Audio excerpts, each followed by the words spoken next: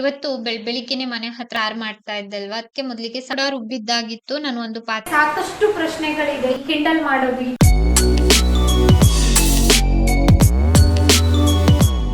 Hello ಸ್ನೇಹಿತರೆ, welcome back to my channel. ಸೋಮವಾರದ blog ಇದು. ನಾನು ಸ್ವಲ್ಪ ಪಾತ್ರೆ ಎಲ್ಲ ತೊಳೆದು ಕಿಚನ್ ನೀಟ್ ಮಾಡ್ತಾ ಇದ್ದೀನಿ. ನಾವು ಹೆಣ್ಮಕ್ಳು ಸಾಮಾನ್ಯವಾಗಿ ಕಿಚನ್ ಅಲ್ಲೇ ಜಾಸ್ತಿ ಸಮಯ ಕಳಿತೀವಿ ಅಲ್ವಾ. ನಮ್ಮ ಮನೆಯಲ್ಲಿ ನಾನು ಬೆಳಿಗ್ಗೆ ಮತ್ತೆ ಮಧ್ಯಾಹ್ನ ಊಟ ಮಾಡುವಾಗ ಅಷ್ಟೇನೆ, ರಾತ್ರಿ ಅಂದ್ರೆ ಮಧ್ಯಾಹ್ನ ಅಡ್ಗೆ ಮಾಡಿದ್ದೇ ಇರುತ್ತೆ, ರಾತ್ರಿ ಬಿಸಿ ಮಾಡಿ ಊಟ ಮಾಡುವಂತದ್ದು. ಇವತ್ತು ಬೆಳಿಗ್ಗೆನೆ ಮನೆ ಹತ್ರ ಮಂಗ ಬಂದಿತ್ತು. ಅಮ್, ತುಂಬಾ ಮಂಗ ಬಂದಿತ್ತು ಆಯ್ತಾ. ಈ ನಮ್ಮನೆ ಈ ಸ್ಲ್ಯಾಪಿಗೆನೆ ಟಚ್ ಇದೆ, ಪಕ್ಕದ ಮನೆಯವ್ರದ್ದು ಮರ ಇದ್ ಬಂದು ಅದ್ರ ಮೇಲೆ ಬಂದು ಹತ್ಕೊಂಡು ಕುಂತ್ಕೊಂಡಿತ್ತು. ಎಷ್ಟು ಓಡಿಸಿದ್ರು ಹೋಗ್ತಾ ಇರ್ಲಿಲ್ಲ. ಅಂದ್ರೆ ನಮ್ಮನೆಗ್ ಟಚ್ ಇದೆ ಅಲ್ವಾ, ಹಾಗಾಗಿ ಸ್ವಲ್ಪ ಭಯ. ಓಡ್ಸೋದಕ್ ಹೋದ್ರೆ ನಮ್ಗೆ ಓಡಿಸ್ತಾ ಇತ್ತು. ಇಲ್ಲಿ ವಿಡಿಯೋ ಅಪ್ಲೋಡ್ ಆಗ್ತಾ ಇತ್ತು. ನಾನಿವತ್ತು ವಟಾಣಿ ಮತ್ತೆ ಹೂಕೋಸ್ ಹಾಕ್ಬಿಟ್ಟು ಸಾರ್ ಮಾಡ್ತಾ ಇದ್ದೆ. ವಟಾಣಿನ ನಾನು ಬೇಯೋದಕ್ಕೆ ಇಟ್ಟಿದ್ದೀನಿ. ಇದ್ ಬಂದು ಇಂಡಸ್ ವ್ಯಾಲಿನಲ್ಲಿ ತಗೊಂಡಿರುವಂತಹ ಪಾತ್ರೆ. ಹಾಗೆ ಈ ಕಡೆ ಫ್ರೈಯಿಂಗ್ ಫ್ಯಾನ್ ಕೂಡ ಇಟ್ಟಿದ್ದೆ. ಮಸಾಲೆ ಹುರ್ಕೊಳ್ತಾ ಇದ್ದೀನಿ. ಈ ವಟಾಣಿ ಮತ್ತೆ ಹೂಕೋಸ್ ಹಾಕ್ಬಿಟ್ಟು ಸಾರ್ ಮಾಡ್ತಾ ಇದ್ದಲ್ವಾ, ಅದಕ್ಕೆ ಮೊದಲಿಗೆ ಸಾಮಗ್ರಿ ಎಲ್ಲ ಹುರ್ಕೊಳ್ತಾ ಇದ್ದೀನಿ ಮಸಾಲೆ ರುಬ್ಕೊಳ್ಳೋದಕ್ಕೆ. ಮೊದಲಿಗೆ ನಾನು ಒಂದು ಚಿಕ್ಕ ಪೀಸ್ ನಷ್ಟು ಚಕ್ಕೆ ಹಾಕಿದ್ದೆ, ಚಕ್ರ ಮುಗ್ಗು ಹಾಕಿದ್ದೆ, ಒಂದ್ 2 ಎಸ್ಲಷ್ಟು ಜಾಯಿ ಪತ್ರೆ ಹಾಕಿದ್ದೆ. ನಂತರ ಒಂದು 4ರಿಂದ 5 ಬ್ಯಾಡ್ಗೆ ಮೆಣಸು, ಹಾಗೇನೆ ಈ ಈರುಳ್ಳಿ ಮತ್ತೆ ಬೆಳ್ಳುಳ್ಳಿ ಎರಡನ್ನು ಕೂಡ ಸೇರ್ಸಿದೀನಿ. ಇಲ್ಲಿ ನಾನು ಧನಿಯಾ ಬೀಜ, ಜೀರಿಗೆ, ಸೋಂಪು ಕಾಳು ಮೂರನ್ನು ಕೂಡ ಸೇರ್ಸಿದೀನಿ. ನೀವು ಸೋಂಪು ಬೇಡ ಅಂತಂದ್ರೆ ಸ್ಕಿಪ್ ಮಾಡಬಹುದು. ಇವೆಲ್ಲ ಫ್ರೈ ಆಗ್ತಾ ಇದ್ದ ಹಾಗ್ಲೇನೆ ನಾನು ತೆಂಗಿನ ತುರಿ ಸೇರಿಸ್ತಾ ಇದ್ದೀನಿ. ಹಾಗೆ ಅರಿಶಿನ ಪೌಡರ್ ಕೂಡ ಹಾಕಿದ್ದೀನಿ. ನೀವ್ ಇನ್ನ ಎಕ್ಸ್ಟ್ರಾ ಏನಾದ್ರೂ ಬೇಕಂತಂದ್ರೆ ಇದಕ್ಕೆ ಹಾಕೊಳ್ಬಹುದು. ನಾನು ಸ್ವಲ್ಪ ಸಿಂಪಲ್ ಆಗಿನೇ ಮಾಡ್ತಾ ಇದ್ದೀನಿ. ಗರಂ ಮಸಾಲೆ ಎಲ್ಲ ಸ್ವಲ್ಪ ಸ್ವಲ್ಪ ಲೈಟ್ ಆಗಿ ಹಾಕಿರುವಂತದ್ದು ಆಯ್ತಾ. ಚೆನ್ನಾಗಿರ್ತದೆ, ಒಂಥರ ಕುರ್ಮಾ ತರ ಆಗ್ತದೆ. ಇವಾಗ ಶುಂಠಿ ಕೂಡ ಸೇರ್ಸಿದ್ದೆ, ಕ್ಲಿಪ್ಪಿಂಗ್ ಮಿಸ್ ಆಗಿದೆ ಆಯ್ತಾ ರುಬ್ಬೋದಕ್ಕೆ. ನಾನು ಸಾಮಗ್ರಿ ಎಲ್ಲ ಹುರಿದು ತಣ್ಣಗಾಗೋದಕ್ ಬಿಟ್ಟಿದ್ದೆ. ನಂತರ ಗ್ರೈಂಡರ್ ಅಲ್ಲಿ ರುಬ್ಕೊಳ್ತೀನಿ. ನೀವು ಲವಂಗದ ಎಲೆ ಕೂಡ ಹಾಕೊಳ್ಬಹುದು ಫ್ರೈ ಮಾಡುವಾಗ್ಲೇನೆ, ಈ ಚಕ್ಕೆ ಪೀಸ್ ಎಲ್ಲ ಫ್ರೈ ಮಾಡುವಾಗ್ಲೇನೆ. ನಾನಿಲ್ಲಿ ರುಬ್ಬೋದಕ್ಕೆ ಗ್ರೈಂಡರ್ಗೆ ಹಾಕಿದ್ದೀನಿ. ಒಂದ್ ಕಡೆ ನಾನು ಈ ವಟಾಣಿನ ಬೇಯೋದಕ್ಕೆ ಇಟ್ಟಿದ್ದೆ ಅಲ್ವಾ, ವಟಾಣಿ ಸ್ವಲ್ಪ ಬೆಂದಿದ್ ನಂತರ ನಾನು ಈ ತರಕಾರಿ ಎಲ್ಲ ಸೇರಿಸ್ತಾ ಇದ್ದೀನಿ. ಈರುಳ್ಳಿ ಆವಾಗ್ಲೇ ಹಾಕಿದ್ದೆ, ಆಲೂಗಡ್ಡೆ, ಟೊಮೆಟೊ, ಇನ್ನ ಈ ಹೂಕೋಸು ಇಷ್ಟನ್ನು ಕೂಡ ಸೇರಿಸ್ತಾ ಇದ್ದೀನಿ. ಹೂಕೋಸನ್ನ ಬಿಡಿಸಿ ಕಟ್ ಮಾಡಿ ಉಪ್ಪು ಹಾಕ್ಬಿಟ್ಟು ನೆನೆ ಹಾಕಿಟ್ಟಿದ್ದೆ. ಚೆನ್ನಾಗಿ ತೊಳೆದು ಬಿಸಿ ನೀರಲ್ಲಿ ಇನ್ನೊಮ್ಮೆ ಚೆನ್ನಾಗಿ ತೊಳೆದು ನಾನು ಸೇರಿಸ್ತಾ ಇರುವಂತದ್ದು. ಇವತ್ತು ಹುಳ ಏನು ಕೂಡ ಇರ್ಲಿಲ್ಲ. ಆದ್ರೂನು ಸ್ವಲ್ಪ ಈ ಹೂಕೋಸ್ ಎಲ್ಲ ಸಾರ್ ಮಾಡ್ತೀನಿ, ಪಲ್ಯ ಮಾಡ್ತೀನಿ ಅಂತಂದ್ರೆ ಸ್ವಲ್ಪ ಜಾಸ್ತಿನೇ ವಾಶ್ ಮಾಡ್ಬೇಕು ಆಯ್ತಾ. ನಾನಿಲ್ಲಿ ಸ್ವಲ್ಪ ಉಪ್ಪನ್ನ ಹಾಕ್ಬಿಟ್ಟು ಬೇಯೋದಕ್ ಬಿಟ್ಟಿದ್ದೆ. ಇದು ಚೆನ್ನಾಗಿ ಬೆಂದ್ ಬರ್ಲಿ ಅನ್ನೋಗೋಸ್ಕರ. ಈ ಹೂಕೋಸ್ ಎಲ್ಲ ಬೇಗನೆ ಬೇಯ್ತದೆ. ಆಲೂಗಡ್ಡೆ ಕೂಡ ನಾನು ತುಂಬಾ ಚಿಕ್ಕದಾಗಿ ಕಟ್ ಮಾಡಿರೋದ್ರಿಂದ ಬೇಗನೆ ಬೆಂದ್ ಬರ್ತದೆ. ಇವತ್ತು ಫುಲ್ ಮೋಡದ ವಾತಾವರಣ ಆಗಿತ್ತು. ಇನ್ನೇನ್ ಮಳೆ ಬರೋ ಹಾಗಿತ್ತು.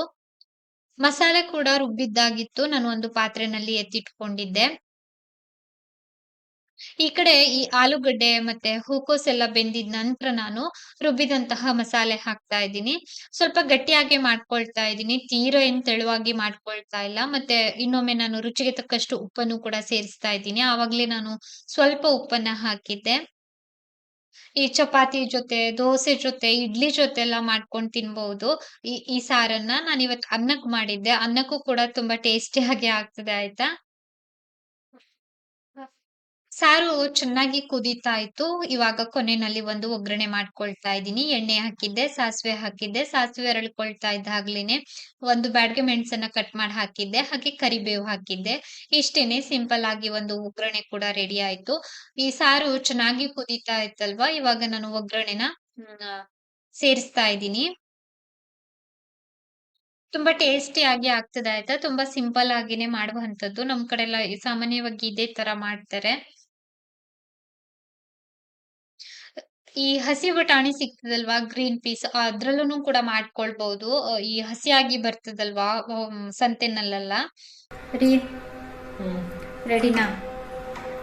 12 ಗಂಟೆ ಅಡುಗೆ ಕೆಲಸ ಎಲ್ಲ ಮುಗಿಸಿದ್ದಾಯ್ತು. ನನ್ಗೆ ಇಲ್ಲೇ ಒಂದು ರೌಂಡ್ ಹೋಗಿ ಬರಲಿಕ್ಕಿದೆ, ಹಾಗಾಗಿ ರೆಡಿಯಾಗಿ ಹೊರಟಿದ್ದೀನಿ. ಬನ್ನಿ ಹೋಗ್ಬಾರಿ. ಬೇಗ ಹೋಗಿ ಬೇಗ ಬರುವಲ್ಲ. ಇವತ್ತು ಹೊರಗಡೆ ಹೋಗಿದ್ದೆ ಆಯ್ತಾ ಕೆಲ್ಸದ ಮೇಲೆ. ಮತ್ತೆ ನನ್ಗೆ ಅಲ್ಲಿ ವಿಡಿಯೋ ಮಾಡ್ಕೊಳ್ಳೋದೇ ಮರ್ತೋದೆ. ಬಂದು ಊಟ ಬಡಿಸ್ತಾ ಇದ್ದೀನಿ. ಅನ್ನ, ಸಾರು ಹಾಗೆ ಉಪ್ಪಿನಕಾಯಿ ಮತ್ತೆ ಹಪ್ಳ ಬೇಡ ಅಂತ ಅನ್ಸ್ತು. ಹಾಗಾಗಿ ಇವತ್ತು ಹಪ್ಳ ಕರ್ದಿಲ್ಲ. ಊಟ ಮುಗಿಸಿ ಸ್ವಲ್ಪ ಹೊತ್ತು ರೆಸ್ಟ್ ಮಾಡಿದ್ದೆ. ಸಂಜೆ ಕೆಲ್ಸ ಎಲ್ಲ ಸ್ಟಾರ್ಟ್ ಆಗಿತ್ತು. ಸಂಜೆ ಕೆಲ್ಸ ಎಲ್ಲ ಮುಗಿತಾ ಇದ್ದ ಹಾಗ್ಲೇನೆ ನನ್ ಮಗ ಬಂದಿದ್ದ. ದೋಸೆ ಹಿಟ್ಟಿಗೆಲ್ಲ ರುಬ್ಬಿದ್ದಾಗಿತ್ತು.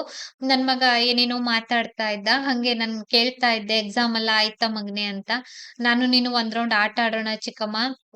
ಇನ್ನ ಅಭ್ಯಾಸಕ್ ಹೋಗ್ತೀನಿ ಅಂತ ಹೇಳ್ತಾ ಇದ್ದ. ಒಂದ್ 10 ನಿಮಿಷ ಕುಂತು ನಂತರ ಅವನು ಹೋಮ್ ವರ್ಕ್ ಮಾಡ್ಕೊಳ್ಳೋದಕ್ ಹೋದ.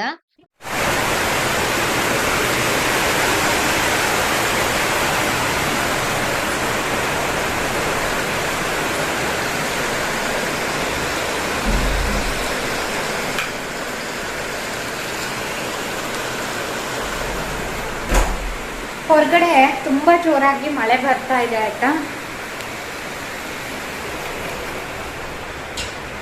ಇಲ್ಲಿ ಒಂದು ಪ್ಲಾಸ್ಟಿಕ್ ಕವರ್ ಇಟ್ಟಿದ್ದೀನಿ. ಕವರ್ ಏನಕ್ಕೆ ಅಂತಂದ್ರೆ ನನಗೆ ಕೆಲವೊಂದು ಬಾರಿ ಕಸ ಹಾಕೋದಕ್ಕೆ ಬೇಕಾಗ್ತದೆ. ಹಾಗಾಗಿ ರಾತ್ರಿ 7:30 ಹೊರಗಡೆ ಅಂತೂ ತುಂಬಾ ಜೋರಾಗಿ ಮಳೆ ಬರ್ತಾ ಇದೆ. ನಾನು ಕಾಮೆಂಟ್ಸಿಗೆ ರಿಪ್ಲೈ ಹಾಕ್ತಾ ಕುಂತಿದ್ದೆ. ವ್ಯೂವರ್ಸ್ ಒಬ್ರು ಒಂದು ಕಾಮೆಂಟ್ ಹಾಕಿದ್ರು ಆಯ್ತಾ. ಮೊಬೈಲ್ ಅನ್ನ ಟ್ರೈಪೋಡಿಗೆ ಹಾಕಿದ್ದೀನಿ ಆಯ್ತಾ. ವ್ಯೂವರ್ಸ್ ಒಬ್ರು ನನಗೆ ಕಾಮೆಂಟ್ ಹಾಕಿದ್ರು. ನನಗೆ ಈ ಕಾಮೆಂಟ್ ಬಗ್ಗೆ ಮಾತಾಡಬೇಕು ಅಂತ ಅನಿಸ್ತು ಆಯ್ತಾ.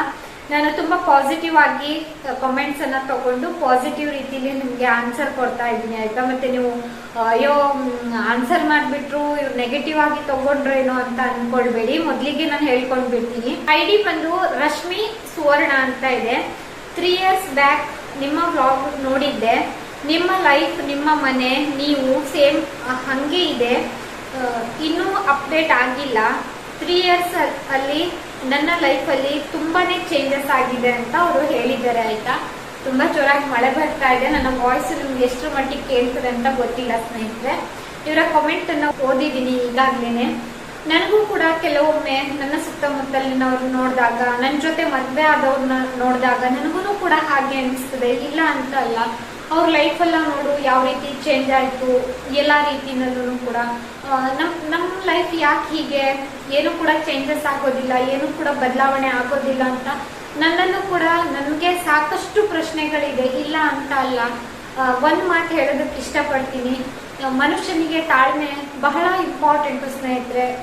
ತಾಳ್ಮೆ ತುಂಬ ಇಂಪಾರ್ಟೆಂಟು. ಎಷ್ಟು ನಾವು ತಾಳ್ಮೆಯಿಂದ ಕಾಯ್ತೀವಿ ನೋಡಿ ಅಷ್ಟು ಒಳ್ಳೆಯದು. ತಾಳ್ಮೆ ಕಳ್ಕೊಂಡಾಗ ಏನ್ ಬೇಕಾದ್ರೂ ಆಗ್ಬಹುದು ಜೀವನದಲ್ಲಿ. ಇನ್ನ ಒಂದೇನಂತಂದ್ರೆ ಎಲ್ಲರ ಲೈಫು ಕೂಡ ಒಂದೇ ತರ ಇರೋದಿಲ್ಲ. ಯಾರಿಗೂ ಯಾರ ಜೀವನನೂ ಕೂಡ ಕಂಪೇರ್ ಮಾಡೋದಕ್ಕೆ ಆಗೋದಿಲ್ಲ. ಪ್ರತಿಯೊಬ್ಬರ ಲೈಫ್ ಸ್ಟೈಲು ಕೂಡ ಡಿಫ್ರೆಂಟ್ ಆಗಿರ್ತದೆ. ಪ್ರತಿಯೊಬ್ಬರ ಜೀವನ ಶೈಲಿನೂ ಕೂಡ ಡಿಫ್ರೆಂಟ್ ಆಗಿರ್ತದೆ. ಇನ್ನ ಏನ್ ಹೇಳೋದಕ್ಕೆ ಹೊರಟೆ ಅಂತಂದ್ರೆ, ನಾನು ಹೇಗೆ ಅಂತಂದ್ರೆ ನನ್ನ ಹತ್ರ ಎಷ್ಟಿದೆಯೋ ಅಷ್ಟರಲ್ಲಿ ನಾನು ಬದುಕುವಂತವಳು. ಶೋಕಿ ಮಾಡ್ಬೇಕು ಅಂತ ಹೇಳ್ಬಿಟ್ಟು ಸಾಲ ಮಾಡ್ಕೊಂಡು ಇವತ್ತು ಹತ್ತಂದೆ ನಾಳೆ ಇತ್ತಂದೆ, ಅಥವಾ ನೀವು ನೋಡ್ತೀರಿ ಅಂತ ನಾನು ಲಕ್ಸುರಿ ಆಗಿ ಲೈಫನ್ನ ಲೀಡ್ ಮಾಡ್ಬೇಕು ಆ ತರ ಕ್ಯಾರೆಕ್ಟರ್ ನಂದಲ್ಲ ಆಯ್ತಾ.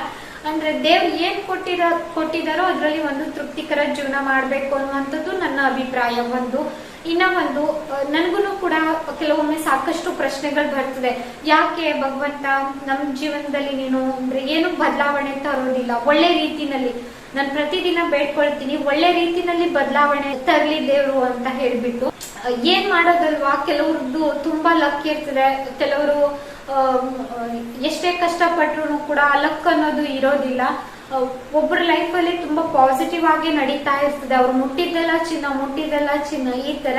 ಕೆಲವೊಬ್ರು ಲೈಫಲ್ಲಿ ನೆಗೆಟಿವಿಟಿನೇ ಜಾಸ್ತಿ ಇರ್ತದೆ. ಅಂದ್ರೆ ಒಂದ್ ಸಮಸ್ಯೆ ಆಗಿದ ನಂತರ ಇನ್ನೊಂದು ಈ ತರ. ನನ್ಗನ್ಸೋ ಪ್ರಕಾರ ಪ್ರಾರಬ್ಧ ಕರ್ಮ, ನಾವು ಹಿಂದಿನ ಜನ್ಮದಲ್ಲಿ ಅಥವಾ ಗೊತ್ತಿಲ್ದೇನೋ ಏನೇನ್ ಮಾಡಿರ್ತೀವೋ ಗೊತ್ತಿಲ್ಲ ಅಲ್ವಾ, ಬಹುಶಃ ಈ ಜನ್ಮದಲ್ಲಿ ನಮ್ಗೆ ಏನ್ ಹೇಳ್ತಾರೆ ಅಂದ್ರೆ ಅದೆಲ್ಲ ಕಳಿಬೇಕೇನೋ ಗೊತ್ತಿಲ್ಲ. ಇನ್ನ ಒಂದೇನಂತಂದ್ರೆ ನಮ್ಮ ಮನೆಯವ್ರ ಎಲ್ಲೋ ನಾನು ಓದಿದ್ದೆ ಕೂಡ ಇದ್ರ ಬಗ್ಗೆ.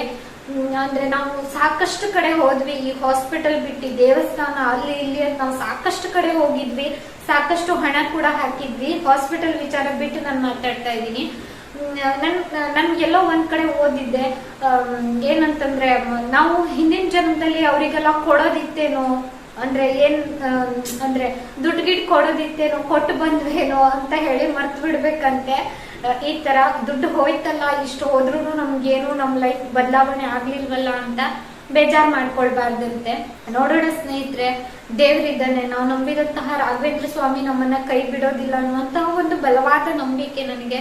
ಗೊತ್ತಿಲ್ಲ ದೇವರು ಯಾವಾಗ ನಮ್ಮ ಲೈಫ್ ಸ್ಟೈಲ್ ಅನ್ನ, ನಾನ್ ಕೇಳ್ಕೊಳ್ಳೋದಿಷ್ಟೇ, ಭಗವಂತ ಪಾಸಿಟಿವ್ ಅಂದ್ರೆ ಒಳ್ಳೆ ರೀತಿನಲ್ಲಿ ನಮ್ಮ ಜೀವನನ ಬದಲಿಸು, ಒಳ್ಳೇದ್ ಮಾಡು, ಈ ತರ ನಾನು ಕೇಳ್ಕೊಳ್ಳುವಂಥದ್ದು. ನೀವು ಹೇಳಿದ್ರಲ್ಲಿ ತಪ್ಪಿಲ್ಲ. ನಾನು ಕೂಡ ನನ್ನ ಸುತ್ತಮುತ್ತಲ ಆಗಿರ್ಬೋದು, ನಾನು ಹೇಳಿದಲ್ವಾ, ಎಲ್ಲರೂ ನೋಡ್ತಾ ಇರ್ತೀನಿ. ಒಬ್ಬೊಬ್ರು ಅವ್ರು ಮುಟ್ಟಿದ್ದೆಲ್ಲ ಚಿನ್ನ, ಅವ್ರು ಯಾವ ಉದ್ಯೋಗಕ್ಕೆ ಕೈ ಹಾಕಿದ್ರು ಕೂಡ ಅವ್ರಿಗೆ ಒಳ್ಳೇದಾಗ್ತದೆ. ಅಂದ್ರೆ ಅವ್ರ ಲೈಫ್ ಒಳ್ಳೆ ರೀತಿನಲ್ಲಿ ಚೇಂಜ್ ಆಗ್ತಾ ಇರ್ತದೆ. ಈ ತರ ಮನುಷ್ಯ ಅಂತ ಮೇಲೆ ಕಷ್ಟ ಸುಖ ಎಲ್ಲಾನು ಇರ್ತದೆ, ಎಲ್ಲಾನು ಸಮನಾಗಿ ಸ್ವೀಕರಿಸ್ಕೊಂಡು ಹೋಗ್ಬೇಕು.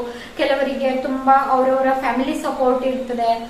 ಅಂದ್ರೆ ಒಬ್ಬೊಬ್ಬರ ಲೈಫ್ ಸ್ಟೈಲ್ ಕೂಡ ತುಂಬಾ ಡಿಫ್ರೆಂಟ್ ಆಗಿರ್ತದೆ, ಆಯ್ತಾ. ಎಲ್ಲರನ್ನು ಎಲ್ಲದಕ್ಕೂ ಕಂಪೇರ್ ಮಾಡೋದಕ್ಕೆ ಆಗೋದಿಲ್ಲ.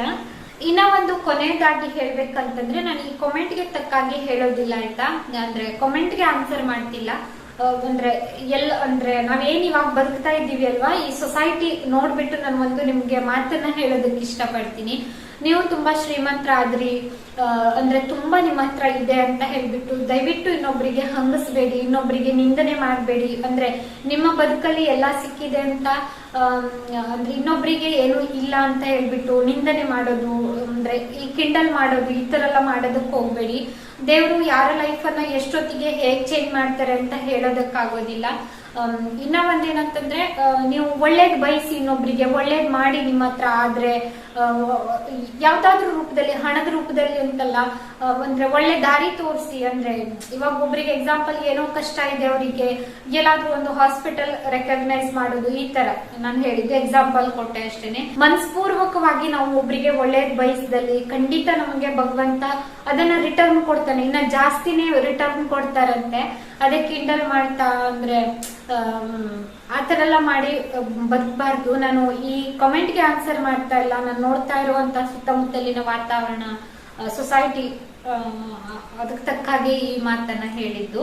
ಇದ್ರ ಬಗ್ಗೆ ನಿಮ್ಮ ಅಭಿಪ್ರಾಯ ತಿಳಿಸಿ, ಆಯ್ತಾ. ನನ್ನಲ್ಲೂ ಕೂಡ ಇದೆ, ನನ್ನ ಲೈಫ್ ಸ್ಟೈಲ್ ಒಳ್ಳೆ ರೀತಿನಲ್ಲಿ ಬದಲಾಗ್ಬೇಕು, ಈ ತರ ಎಲ್ಲ ಖಂಡಿತ ಇದೆ. ನಾನು ಯಾಕೆ ಈ ಕಾಮೆಂಟ್ಗೆ ಆನ್ಸರ್ ಮಾಡಿದೆ ಅಂತಂದ್ರೆ, ನನ್ನ ತಲೆನಲ್ಲೂ ಕೂಡ ಸಾಕಷ್ಟು ಪ್ರಶ್ನೆಗಳು ಇದಕ್ಕೆ ರಿಲೇಟೆಡ್ ಆಗಿ ಓಡ್ತಾ ಇರ್ತದೆ. ಹಾಗಾಗಿ ನನ್ಗೆ ಆನ್ಸರ್ ಮಾಡ್ಬೇಕು ಅಂತ ಅನಿಸ್ತು, ಬಿಟ್ರೆ ಇನ್ನೇನಿಲ್ಲ. ನಾನ್ ನಿಮ್ಗೆ ಅನ್ಸ್ಬಹುದು, ಏನ್ ಇವ್ರು ತುಂಬಾ ಕೂಲ್ ಆಗಿರ್ತಾರೆ, ಯಾವ್ದಕ್ಕೂ ಜಾಸ್ತಿ ಟೆನ್ಷನ್ ಮಾಡ್ಕೊಳ್ಳೋದಿಲ್ಲ, ಅಂದ್ರೆ ಯಾವಾಗ್ಲೂ ಇದ್ದಾಗೆ ಇರ್ತಾರೆ ಅಂತ ನಿಮ್ಗೆ ಅನಿಸ್ತದೆ ಸ್ನೇಹಿತರೆ. ಆದ್ರೆ ನನ್ಗೆ ಎಷ್ಟೊಂದು ವಿಚಾರನ ಕ್ಯಾಮ್ರಾ ಮುಂದೆ ತರಬಾರ್ದು ಅಂತ ಅಲ್ಲ, ವ್ಯೂಸ್ ಮಾಡ್ಬೇಕು ಅಂದ್ರೆ ತಮ್ಲೈನ್ ಹಾಕ್ಬೇಕು, ಆಗೋಸ್ಕರ ಎಲ್ಲ ನಾನು ಖಂಡಿತ ಎಷ್ಟೊಂದು ವಿಚಾರನ ನಾನು ನನ್ನ ಮನ್ಸಲ್ಲೇ ಹಿಡಿದಿಟ್ಕೊಳ್ತೀನಿ. ತುಂಬಾ ಅಂದ್ರೆ ಮನುಷ್ಯ ಅಂತಂದ್ಮೇಲೆ ಪ್ರತಿಯೊಬ್ಬರಿಗೂ ಅಂದ್ರೆ ಜೀವನದಲ್ಲಿ ಏರುಪೇರು ಎಲ್ಲಾನು ಇರ್ತದಲ್ವಾ. ತುಂಬಾ ವಿಚಾರಗಳನ್ನ ನನ್ನ ಮನ್ಸಲ್ಲೇ ಹಿಡಿದಿಟ್ಕೊಳ್ತೀನಿ. ಜೀವನದಲ್ಲಿ ಏನು ಬದಲಾಗ್ತಾ ಇಲ್ವಲ್ಲ, ಏನು ಆಗ್ತಾ ಇಲ್ವಲ್ವಾ ಅಂತ ಎಷ್ಟೊಂದು ಜನ ಈ ಸುಸೈಡ್ ಮಾಡ್ಕೊಳ್ತಾರೆ, ಇದೆಲ್ಲ ನಾವು ನೋಡ್ತಾ ಇರ್ತೀವಿ. ಎಲ್ಲದಕ್ಕೂ ಸಾವೇ ಪರಿಹಾರ ಖಂಡಿತ ಅಲ್ಲ. ಅಂದ್ರೆ ನನಗೆ ರಿಲೇಟೆಡ್ ಆಗಿ ಹೇಳ್ತಾ ಇಲ್ಲ, ಕೆಲವೊಂದು ವಿಚಾರ ತುಂಬಾ ಜನ ಸಾಲ ಮಾಡ್ಕೊಂಡಿದೀವಿ ಅಂತ, ಇಲ್ಲಾಂದ್ರೆ ಏನೇನೋ ರೀಸನ್, ಇವಾಗಂತೂ ರೀಸನ್ನೇ ಇರೋದಿಲ್ಲ. ಇಂಥದ್ದೆಲ್ಲ ನಾವು ನ್ಯೂಸ್ಗಳಲ್ಲೆಲ್ಲ ನೋಡ್ತಾ ಇರ್ತೀವಿ. ಎಲ್ಲದಕ್ಕೂ ಸಾವು ಒಂದೇ ಪರಿಹಾರ ಅಲ್ಲ, ಮನುಷ್ಯ ತುಂಬಾ ತಾಳ್ಮೆಯಿಂದ ಇರಬೇಕು. ಇಷ್ಟ ಹೇಳ್ತಾ ಇವತ್ತಿನ ವಿಡಿಯೋನ ಇಲ್ಲಿಗೆ ಎಂಡ್ ಮಾಡ್ತಾ ಇದ್ದೀನಿ. ನಿಮ್ಮ ಅಭಿಪ್ರಾಯ ತಿಳಿಸಿ, ಆಯ್ತಾ. ಹೋಗ್ಬರ್ತೀನಿ. ವಿಡಿಯೋ ನೋಡಿದ್ದಕ್ಕಾಗಿ ಧನ್ಯವಾದ.